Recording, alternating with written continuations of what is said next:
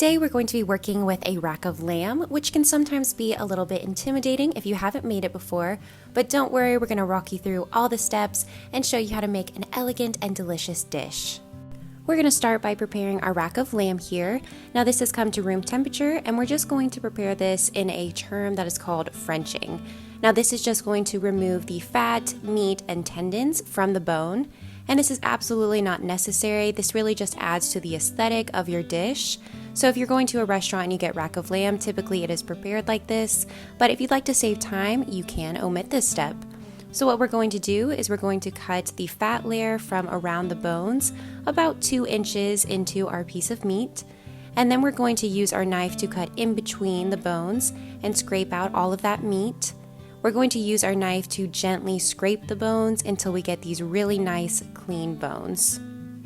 This can be a bit of a process, especially if this is the first time that you are using this preparation. So just keep that in mind and don't rush through this because that's how accidents will happen with your knife. So this is my finished rack of lamb. It looks really nice. So in a skillet, I have heated up our olive oil and I've salted and peppered both sides of our rack of lamb. We're going to add this in and let this crisp up on all sides for roughly 3 to 4 minutes on each side. When it comes to trimming the fat off of this rack of lamb, for example, or really any other cut, it sometimes can just be up to the chef based on their preferences. Some chefs will completely cut off the fat, others will just trim it a little bit. In this case, we left it on because that is going to add extra flavor to our dish, and it'll just be cut off as it's eaten. Now once this has crisped up on all sides, we are just going to remove it from the heat our oven up to 400 degrees, and then we are going to get together our panko breadcrumb mix. For our breadcrumbs, we're going to start by adding the panko into our food processor. We're also going to add in some fresh parsley, fresh basil, a garlic clove, some crushed red pepper flakes, a little bit of salt, and some melted butter. We're going to pulse this a few times until everything is nice and combined and that garlic clove is well integrated. Now back to our rack of lamb. So we're just going to brush this with the Dijon mustard and make sure that everything is nice and coated.